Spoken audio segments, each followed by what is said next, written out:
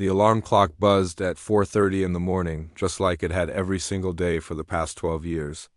Robert Chun reached over and turned it off before it could wake his wife. The room was still dark and the house was quiet except for the soft breathing of his family. He got up slowly, his knees creaking a bit more than they used to, and headed to the bathroom. 12 years. That's how long Robert had been cleaning the offices at Tech Vista Solutions, one of the biggest tech companies in the city. Most people wouldn't think much of a janitor's job, but Robert took pride in his work. He believed that if something was worth doing, it was worth doing right. Every floor he mopped, every window he cleaned, every trash bin he emptied. He did it with care. By 5 a.m., he was pulling into the parking garage of the massive glass building downtown. At this hour, the place was like a ghost town. The security guard at the front desk, an older man named Bill, gave him a tired wave. They'd been doing this dance for years now, arriving before the sun came up. Watching the building come to life as the hours passed, Robert pushed his cleaning cart into the elevator and pressed the button for the 10th floor. That's where the executive offices were, where the important people worked. The CEO, the vice presidents, all the folks who made the big decisions. He always started there because it had to be perfect before they arrived. As the elevator hummed upward, Robert thought about his daughter's college tuition payment that was due next month. The numbers kept him up at night sometimes. But this job, as simple as it seemed to others, had put food on the table and kept a roof over their heads. It had paid for his son's braces and his daughter's books. He was grateful for it, even if nobody really noticed him most days. The 10th floor was silent when he stepped out. The lights were on those motion sensors, so they flickered to life as he walked down the hallway. Robert liked this quiet time. It gave him space to think, to work without interruption. He started in the break room, wiping down the counters, and making sure the coffee maker was clean for the morning rush. That's when he noticed something felt off. He couldn't quite put his finger on it at first. Maybe it was just the usual Monday dread that hung in the air, but no, today was Tuesday. There was something else. Attention, like the building itself, was holding its breath. At 7:30, Robert was emptying the trash cans near the CEO's office when he heard voices. This was unusual. Most executives didn't show up until 8:30 or 9 o'clock. He recognized the voice immediately. It was Catherine Wilson, the woman who had started this company in her garage 15 years ago. Everyone respected her. She was tough but fair, and unlike most of the higher-ups, she actually said good morning to him when they crossed paths. Robert didn't mean to eavesdrop. He was just doing his job, but the door was slightly open, and Catherine's voice was loud, stressed in a way he'd never heard before. "I understand the severity," she was saying into her phone. "But there has to be an explanation. Our stock can't just drop 30% overnight without a reason." There was a pause. "Yes, I know about the meeting. 10 o'clock. I'll be ready." Robert moved away quietly, his heart beating a little faster. 30%? That sounded bad. Really bad? He'd worked at companies before that went under. He knew the signs. The hushed conversations. The worried looks. The sudden meetings. His stomach tightened at the thought. By 8 a.m., employees started trickling in. Robert was cleaning the windows in the main corridor when he noticed their faces. Usually people walked in chatting, laughing, carrying their fancy coffee drinks and talking about their weekends or the latest TV show. Not today. Today they walked in silent, their eyes glued to their phones, their expressions tight and worried. A young woman in a blue dress hurried past him, almost running. She was on her phone and he caught part of her conversation. "Mom, I don't know if I should start looking for another job or what. Everyone's saying we might not make it past today." Robert felt a chill run down his spine. He'd heard rumors, sure. There was always office gossip. But this felt different. This felt real. By 8:30, the entire floor was buzzing with nervous energy. People gathered in small groups near the coffee machine, by the elevators in the hallways. Their voices were low but urgent. Robert continued his work, moving from office to office, but he couldn't help but notice everything. A man in his 50s sat at his desk with his head in his hands. Another woman was quietly crying in a conference room while her colleague tried to comfort her. In the break room, someone had printed out what looked like their resume and was making notes on it with a red pen.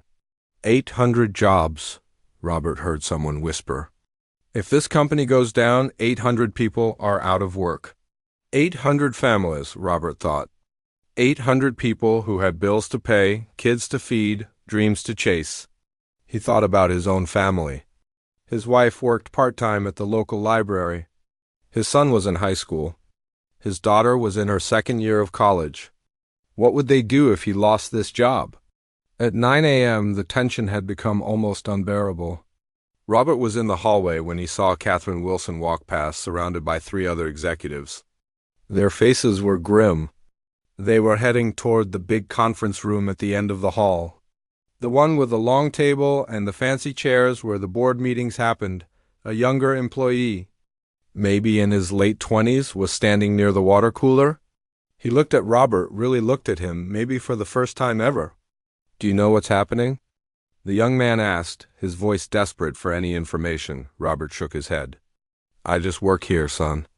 But I hope everything works out." The young man laughed, but there was no humor in it. "Yeah, me too. I just bought a house last month. My wife is pregnant with our first kid." He ran his hand through his hair. Perfect timing, right? Robert wanted to say something comforting, something wise, but what could he say? He just nodded and gave the young man a gentle pat on the shoulder before moving on with his cart. As he worked, Robert thought about all the people he'd seen come and go over the years. The eager new graduates who started here with big dreams. The experienced professionals who left their old jobs for a chance to work at Tech Vista. The families who depended on the paychecks from this place. They were all good people, just trying to make their way in the world. By 9:15. Robert had finished the 10th floor. He got back in the elevator and pressed the button for 13. Most people had forgotten about the 13th floor. The company had expanded so fast a few years ago, taking over more space than they needed. Then they'd hit some rough patches and downsized. Now the 13th floor was mostly empty. Just some storage and old equipment nobody had bothered to move. Robert didn't mind cleaning up there. It was quiet, peaceful even. Nobody to rush past him, nobody to ignore him. Just empty offices, and the soft hum of the building's ventilation system. But as he stepped out of the elevator on the 13th floor that morning, pushing his cart down the dim hallway, he had no idea that in the next few minutes everything was about to change. Not just for him, but for every single person in that building. The clock on the wall read 9:17. And the company had 43 minutes left before everything fell apart. The 13th floor had always been a strange place. Half the lights didn't work anymore, and the carpet still had marks from where desks used to be before the company moved everything down to the lower floors. Robert pushed his cleaning cart slowly down the hallway, the wheels squeaking softly in the silence. He remembered when this floor used to be packed with people. Back then, Tech Vista was growing so fast they needed every inch of space they could get. New employees started every week. There was energy, excitement, hope. Then things changed. The economy shifted, competition got fierce, and suddenly the company was letting people go instead of hiring them. This entire floor had been emptied out in a matter of months. Now it was just Robert up here, cleaning offices that nobody used, maintaining a space that most employees had forgotten even existed. But he didn't mind. A job was a job, and every corner of this building deserved to be kept clean, whether people saw it or not. He started with the first office, wiping down the dusty desk and emptying the single trash can. The window looked out over the city, and he could see the morning sun starting to paint the buildings in shades of gold and orange. It would have been peaceful if not for the knot of worry in his stomach about what was happening downstairs. As Robert moved down the hallway, he started humming an old song his mother used to sing when he was a kid. It helped calm his nerves. He was halfway through the floor when he heard it. A sound that didn't belong. It was a low humming noise, steady and mechanical, like a computer or a machine running. Robert stopped pushing his cart and listened. The sound was coming from down the hall, near the old server room. But that didn't make sense. That room had been shut down 2 years ago when they moved all the servers to a new location on the 5th floor. He walked toward the sound, his footsteps soft on the worn carpet. As he got closer, he noticed something else. There was a thin line of light coming from under the door of the server room. Not the harsh fluorescent light from the hallway, but a softer, bluish glow, the kind that came from computer screens. Robert's heart started beating faster. This wasn't right. Nobody was supposed to be up here. Nobody had any reason to be in that old server room. He reached for the door handle, half expecting it to be locked like it should be. But when he turned it, the door opened easily. The room was dark except for the glow coming from 3 large computer monitors set up on a desk in the corner. Robert had never been good with technology beyond his smartphone, but even he could tell this setup was serious. Cables ran everywhere, and the screens were filled with lines of text and numbers that scrolled by too fast to read. He stood there for a moment, not sure what to do. Should he close the door and pretend he hadn't seen anything? Should he call someone? But who would he call? And what would he even say? Robert took a step closer to the monitors, squinting at the screens in the dim light. He recognized the TechVista logo on one of them. There were spreadsheets, charts, things that looked like financial reports. On another screen, there was code, endless lines of it flowing down like a digital waterfall. The third screen showed what looked like a progress bar with text above it that read, "Final transfer, 9:55 a.m." That's when Robert's blood ran cold. He looked at his watch. It was 9:18. Whatever was happening here, it was going to finish in 37 minutes. Right before the big meeting downstairs. That couldn't be a coincidence. His hands were shaking now. He pulled out his phone and started taking pictures of everything. The monitors, the equipment, the cables, all of it. He wasn't sure what he was looking at, but he knew it was important. He knew it was bad. As he took the photos, Robert noticed a label on one of the external hard drives connected to the system. It said Computex Industries Backup. He didn't recognize the name, but it definitely wasn't TechVista. Why would TechVista equipment be backing up data to another company? Then it hit him like a punch to the gut. Someone was stealing information. Someone had set up the secret operation on a forgotten floor where nobody would think to look. They were taking the company's secrets and sending them somewhere else. And based on that timer, they were almost done. Robert's mind raced.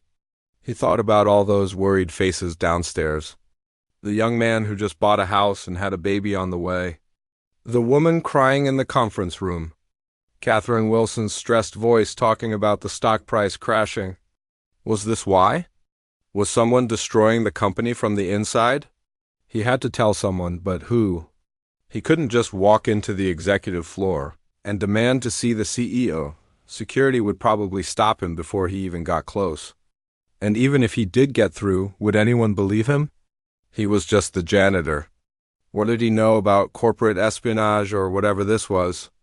Robert stood there in that dark room, the blue glow from the monitors casting strange shadows on the walls, and felt more alone than he had in years. He had stumbled onto something massive.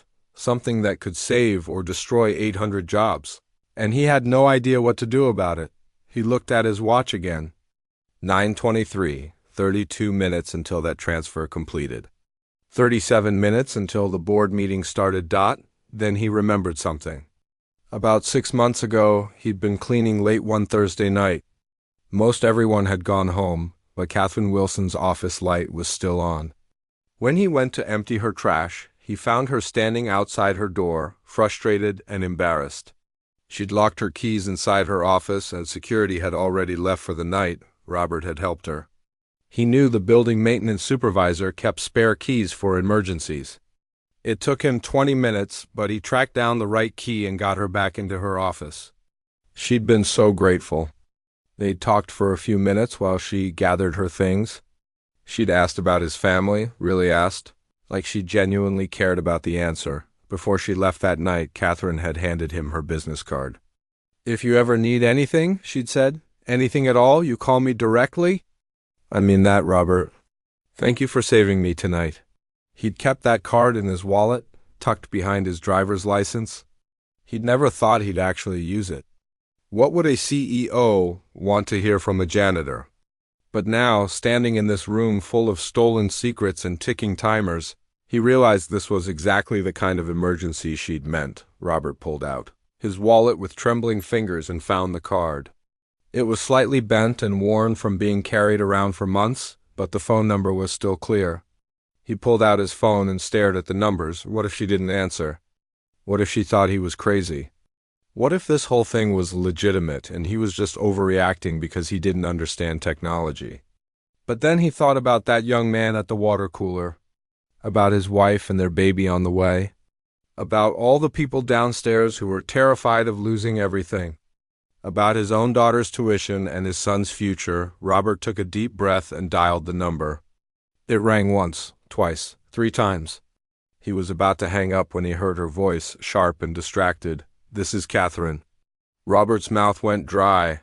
For a second he couldn't speak. Then the words came tumbling out. "Miss Wilson, this is Robert Chun. I'm the janitor. I clean the 10th floor every morning. I found something. On the 13th floor. I think someone is stealing from the company." There was a long pause on the other end. So long that Robert thought maybe the call had dropped. Then Catherine's voice came back, but different now, focused, intense. "Tell me exactly what you found." Robert's heart was pounding so hard he could hear it in his ears. He tried to keep his voice steady as he explained what he'd found to Catherine Wilson. The secret room. The glowing monitors. The company data scrolling across the screens. That timer counting down to 9:55. "And there's a label," Robert added, his voice shaking slightly. "On one of the drives. It says Competex Industries." He heard Catherine suck in a sharp breath on the other end of the line. "Competex," she repeated, and there was something in her voice now. "Anger, maybe? Or fear." "Robert, I need you to listen to me very carefully. Do not touch anything else in that room. Don't let anyone see you. Don't tell anyone what you found? Can you do that?" "Yes, ma'am," Robert said. "I'm sending people up to you right now. Security and our head of IT, they'll be there in less than 5 minutes. Stay exactly where you are. Do you understand?" "I understand." "Robert," Catherine's voice softened for just a moment. "Thank you. You might have just saved this company." The call ended. Robert stood there in the dim room, his phone still pressed against his ear, trying to process what was happening. He looked at his watch. 9:28, 27 minutes until that transfer finished. He'd made the call. Help was coming. But would it be enough time? The next few minutes felt like hours. Robert positioned himself outside the server room door, his cleaning cart blocking the entrance like a makeshift barrier. Every sound made him jump. The hum of the air conditioning. The distant ding of the elevator. His own breathing. What if whoever set this up came back? What if they realized someone had discovered their operation? Robert had never been in a fight in his life. He was 56 years old with bad knees and reading glasses. But he'd be damned if he was going to let someone walk past him and destroy what he'd found. His phone buzzed with a text from his wife. "Don't forget we need milk on the way home. Love you." Such a normal message. Such a normal request. Meanwhile, Robert was standing guard over evidence of corporate sabotage that could save or destroy 800 jobs. The contrast was almost funny, except nothing about this situation was funny at all. At 9:33, Robert heard the elevator ding. His whole body tensed. Then he heard footsteps, quick and purposeful, coming down the hallway. Multiple people. He saw them emerge from around the corner, Catherine Wilson, moving fast despite her heels clicking on the floor. Next to her was a tall man in a security uniform, his hand resting on his radio. And behind them, a woman with short gray hair carrying a laptop bag, her face set in grim determination. Catherine reached Robert first. Her face was flushed from moving quickly, but her eyes were sharp and focused. "Show us," she said simply. Robert stepped aside and opened the door to the server room. The 3 of them filed in, and for a moment nobody spoke. They just stared at the setup, at the glowing monitors and their damning displays. The woman with the laptop bag moved first. She set her bag down and pulled out her computer, connecting cables with practiced efficiency. "I'm Dr. Helen Reeves," she said without looking up from her work. "Head of IT, how long ago did you find this?" "About 15 minutes, Robert said. "Maybe a little more. And you haven't touched anything except to take photos?" "Just the door handle. That's all." Helen nodded, her fingers already flying across her keyboard. The security chief, whose name tag read Torres, was taking pictures with his phone, documenting everything. Catherine stood behind Helen, watching the screens with an expression Robert couldn't quite read. "Talk to me." "Helen," Catherine said quietly. Helen was silent for a moment, her eyes scanning lines of code on her laptop screen. Then she let out a low whistle. "This is sophisticated." "Really sophisticated?" "Whoever did this knew exactly what they were doing. They've been pulling data for months. Financial records, product designs, client lists, source code, everything. Can you stop it?" Catherine asked. "I'm working on it." "But Catherine, there's something else." Helen turned one of the monitors so they could all see it better. "This isn't just theft. Look at this section here. They've planted malware throughout our entire system. It's set to activate at exactly 10 a.m. Robert felt his stomach drop. The security chief, Torres, stepped closer. "What kind of malware?" "The destructive kind," Helen said grimly. "It's designed to corrupt files, crash servers, wipe backups. If this thing goes off, it'll take us months to recover. Maybe longer. And that's assuming we can recover it all." Catherine's jaw tightened. "That's why everything's been failing. That's why our systems have been glitchy for weeks. They weren't random problems. Someone was setting us up to fall apart right before the board meeting." "Exactly," Helen confirmed. "They wanted to walk into that meeting and watch us implode. Then they'd take all our intellectual property and hand it over to Competex on a silver platter." Robert looked at his watch. 9:41. 14 minutes until the malware activated. 14 minutes until the final data transfer. His throat felt tight. "Can you stop it in time?" Torres asked, voicing the question they were all thinking. Helen's fingers moved faster across her keyboard. "I'm trying. But this is layered. Multiple failsafes. Whoever built this really didn't want it interrupted." She paused, squinting at her screen. "Wait, I can trace the access logs. See who set this up?" More typing. More waiting. Then Helen went very still. "What is it?"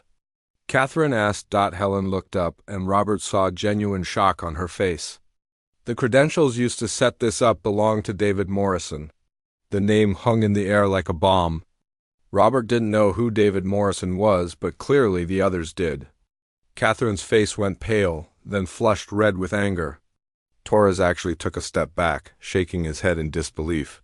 "David?" Catherine's voice was barely a whisper. "Our David Morrison, my CTO?" "I'm looking at his access credentials right here," Helen said. "He created this network. He planted the malware.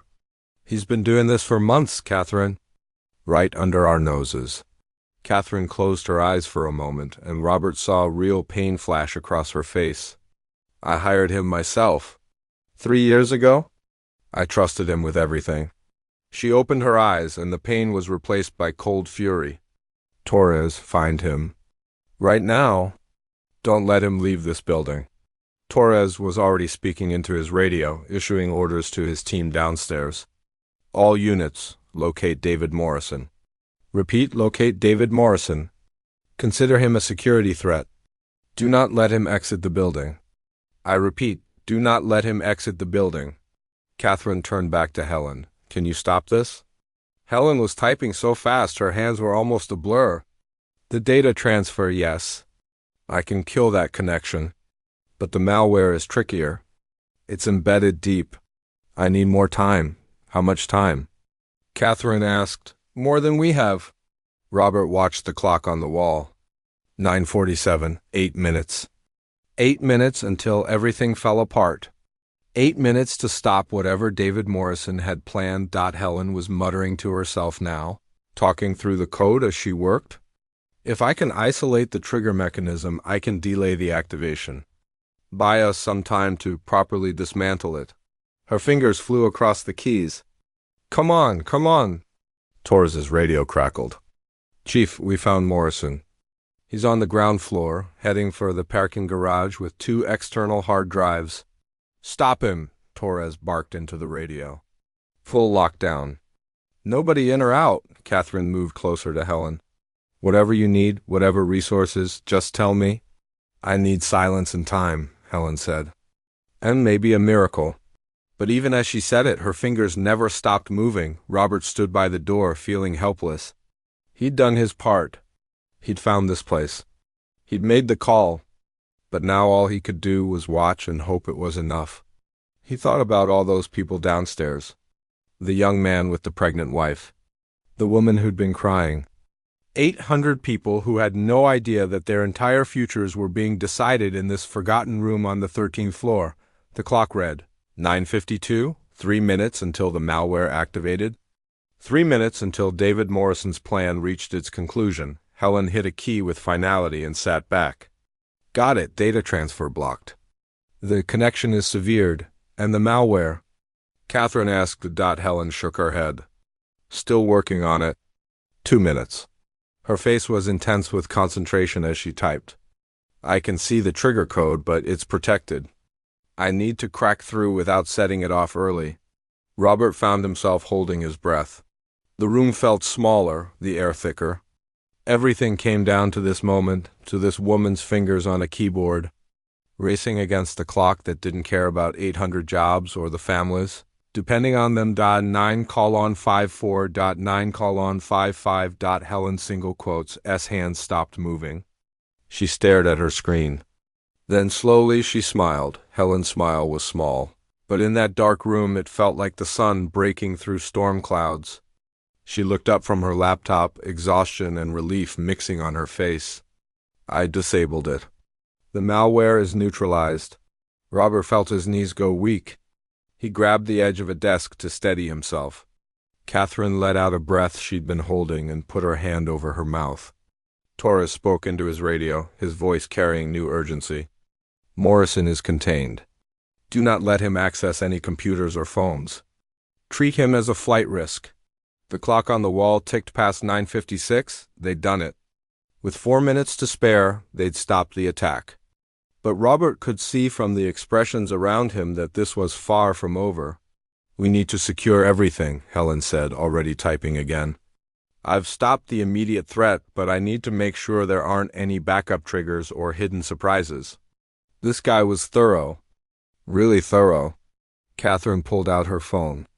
I need to call the board. Delay the meeting by 30 minutes.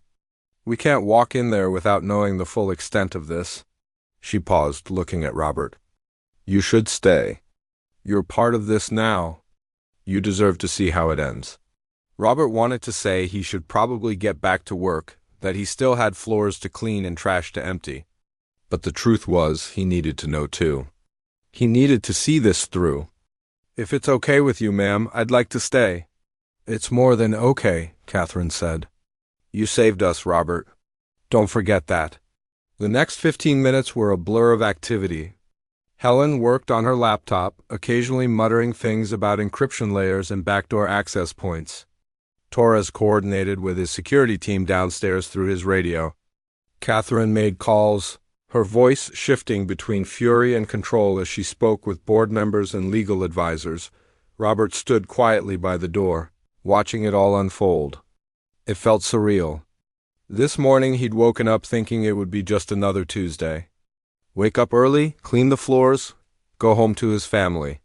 Now he was standing in the middle of what would probably be the biggest corporate scandal this city had seen in years. At 10:03, Torres's radio crackled with an update. Chief Morrison's asking to speak with Ms. Wilson, says he'll explain everything if she comes down. Catherine's eyes flashed with anger. Tell him I'll see him when I'm ready. Not before, she looked at Helen. How much more do you need? Give me 10 more minutes, Helen said, not looking up from her screen. I want to document everything before we touch anything else. This needs to be airtight for the lawyers. Catherine nodded and turned to Robert. While we wait, I want you to tell me everything from the beginning. Every detail. What time you found this, what you saw, what made you suspicious, everything." So Robert told his story. He explained his morning routine, how he always started on the 10th floor before moving up. How he'd noticed the tension in the building, the worried faces, the hushed conversations. How he'd heard the strange humming sound on the 13th floor and followed it to this room. How his hands had shaken when he saw the Computex label and realized what he was looking at. Catherine listened without interrupting, her face getting harder with each detail. When Robert finished, she was quiet for a moment. Then she said, "You know what's remarkable? Everyone in this company has security training. We do it every year. We have entire departments dedicated to protecting our data. And yet it was you, someone most people probably walk past without even seeing, who caught this? Why do you think that is?" Robert thought about it. "I guess because I actually look at things. Most folks are in such a hurry. Always rushing to meetings, checking their phones, thinking about the next thing. But when you're cleaning, you notice the small stuff. A light that's on when it shouldn't be. A door that's unlocked when it should be locked. Things that don't fit the pattern." "Things that don't fit the pattern," Catherine repeated softly. "That's exactly what this was. And we were all too busy to see it." Helen suddenly sat up straight. "Okay, I've got the full picture now. And it's worse than I thought." She turned her laptop so they could all see the screen. "David Morrison has been planning this for at least 8 months.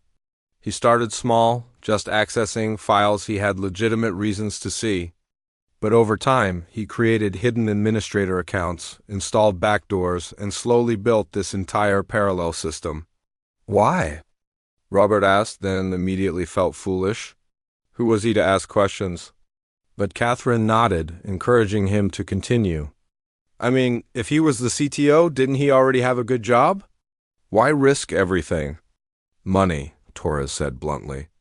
"It's always about money." Helen pulled up another screen. "I found encrypted communications buried in the system. He's been in contact with Computex for nearly a year. They offered him $5 million up front and a vice president position. All he had to do was destroy TechVista from the inside and hand over our intellectual property. $5 million. Robert tried to wrap his mind around that number. It was more money than he'd make in multiple lifetimes. Enough to retire, to never worry about anything again. And yet, to get it, David Morrison had been willing to destroy 800 other people's lives without a second thought. "There's more," Helen continued, and her voice was tight with anger. "The glitches we've been experiencing for the past 6 weeks? The random system crashes? The corrupted files? That wasn't bad luck or old equipment. Morrison was deliberately sabotaging our operations, making us look unreliable to clients, driving down our stock price. He wanted us weak and desperate when the final attack hit." Catherine's hands clenched into fists. "He sat in my office last week, looked me in the eye, and told me he was working around the clock to fix our technical issues. Said he was this close to finding the source of our problems." She laughed, but there was no humor in it. He was the source of our problems. Robert felt sick. He thought about all those worried employees downstairs. They'd been losing sleep, terrified for their jobs, and the whole time it was one of their own executives causing their nightmare. "What happens now?" Robert asked. "Now?" Catherine's voice was steel. "Now we call the police. The FBI, probably since this crosses state lines. We press charges for corporate espionage, fraud, sabotage, everything our lawyers can think of. And we make sure everyone knows exactly what he did and why our company nearly collapsed." Torres's radio came to life again. "Chief Morrison's getting agitated. Keeps saying he has rights, demanding a lawyer. Should we bring him upstairs?" Catherine looked at the clock. 10:12. "No, take him straight to the conference room on 10. The big one. Get legal down there. And someone call the police." She turned to Helen. "Do we have everything we need? Is all the evidence secure?" "Everything's documented and backed up to 3 separate secure servers," Helen confirmed. He can't delete any of it, even if he somehow got access to a computer. Good. Catherine straightened her jacket, her face transforming from the angry, betrayed colleague into the CEO who'd built a company from nothing. Robert, Torres, Helen, come with me. I want Morrison to see all of you when we walk in that room. I want him to know exactly how he got caught.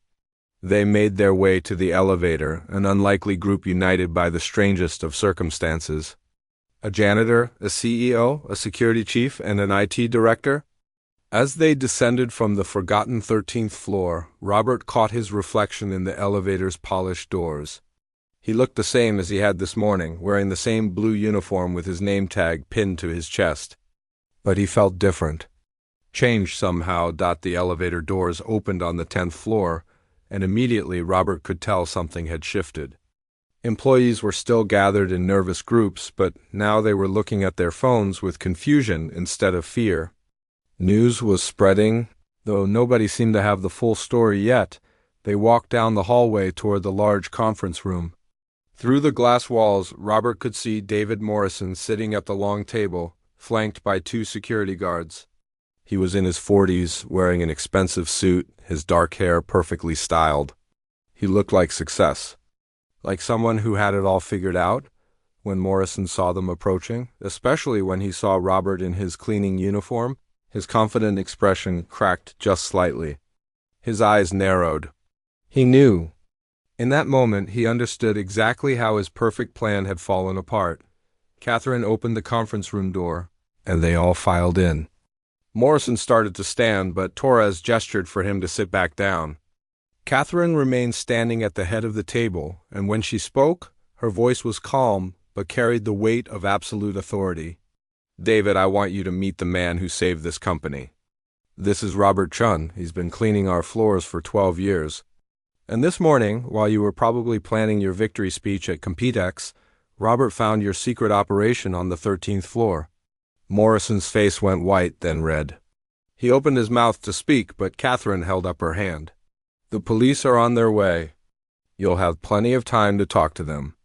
But right now, I want you to understand something. You tried to destroy 800 good people to make yourself rich.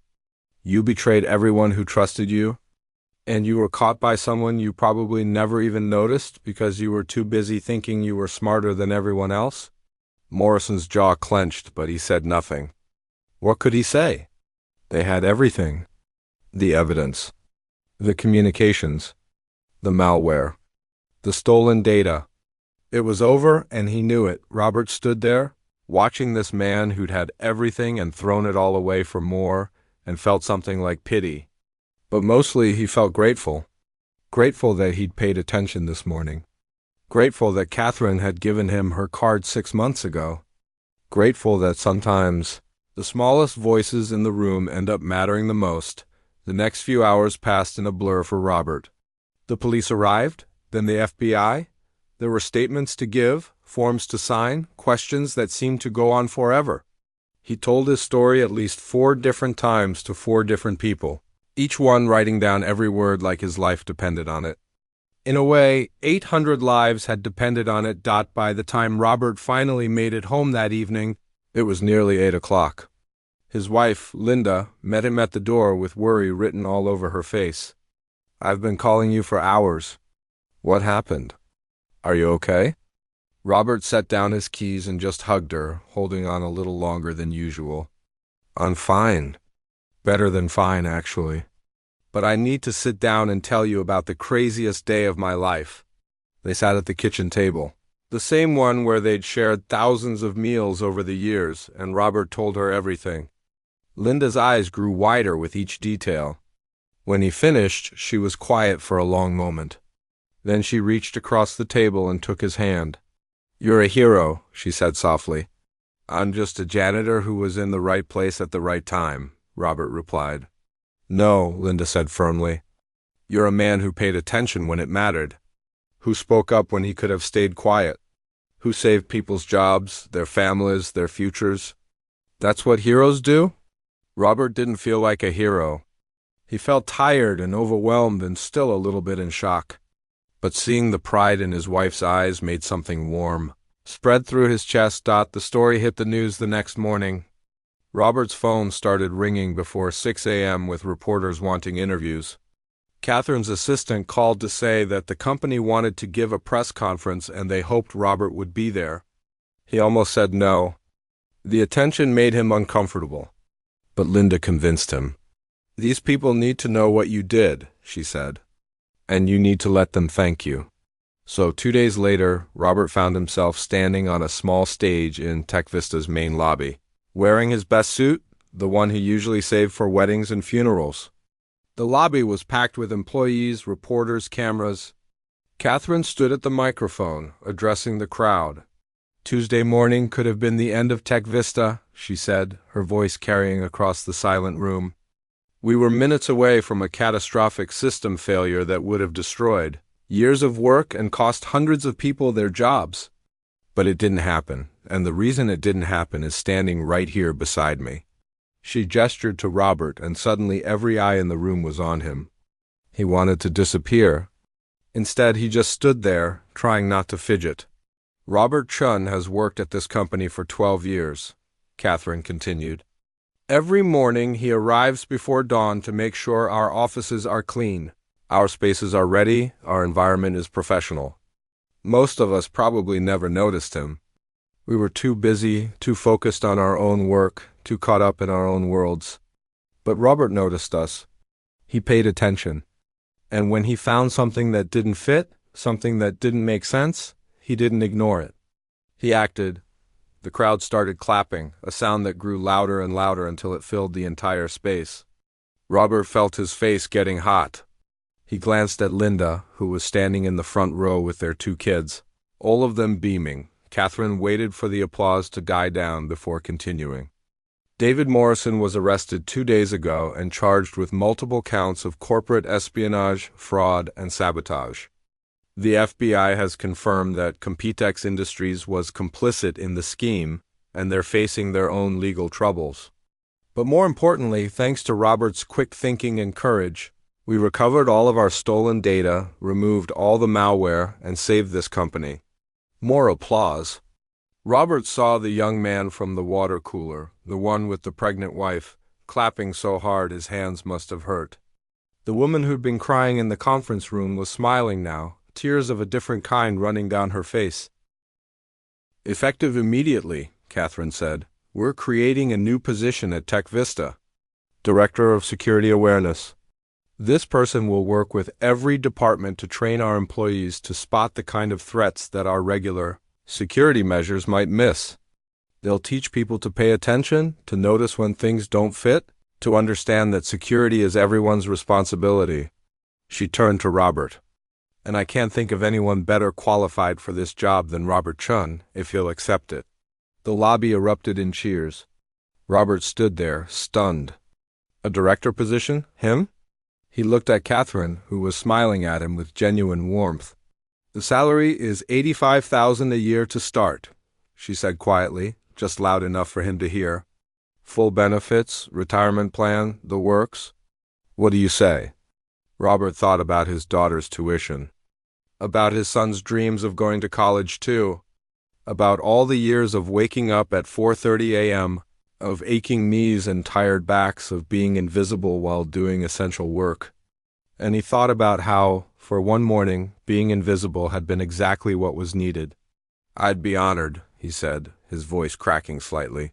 The next few months were a whirlwind of change. Robert had to learn a new job, which meant training sessions and meetings and presentations. It was terrifying at first. He'd never been good at public speaking, had never thought of himself as a leader. But Catherine paired him with Helen from IT, and together they created training programs that made sense to regular people, not just tech experts. Robert's message was simple: pay attention to your surroundings. If something seems off, it probably is. Don't assume someone else will handle it. Speak up, ask questions. Security isn't just the job of the security department. It's everyone's responsibility. Employees who used to walk past him without a glance now stopped to talk to him in the hallways. They shared their own observations, their concerns, their ideas. Robert listened to all of them, because he understood better than anyone that the people doing the everyday work often see things that management misses. The story made national news. Other companies started reaching out, wanting to know how they could create similar programs. Robert found himself giving interviews, speaking at conferences, becoming something he never expected, an expert. But he never forgot where he came from. Every few months, Robert would put on his old cleaning uniform and spend a morning doing his old rounds.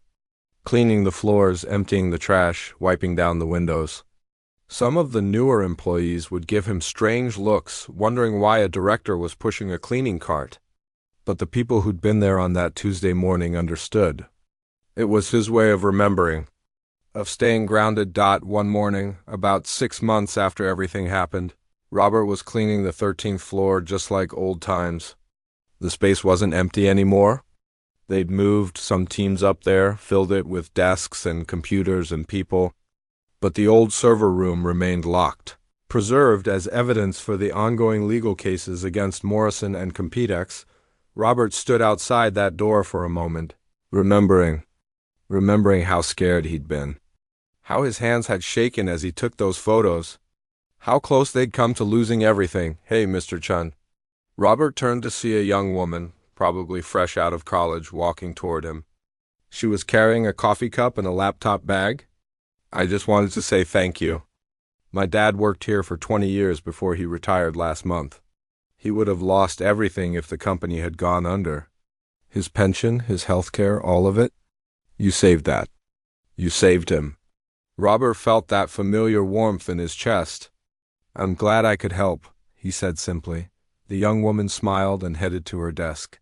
Robert watched her go, then looked around at all the other people on the floor. People working, creating, building something together. Families supported by the paychecks they earned here. Dreams made possible by stable employment. That evening, Robert drove home to his family. His daughter was home from college for the weekend, full of stories about her classes and her friends. His son was excited about being accepted to his top-choice university. Linda had made his favorite dinner. They sat around the same kitchen table, talking and laughing, just a normal family on a normal Friday night, but Robert wasn't the same man who'd sat at this table a year ago. He'd learned something important that Tuesday morning. He'd learned that there's no such thing as just anything. Not just a janitor.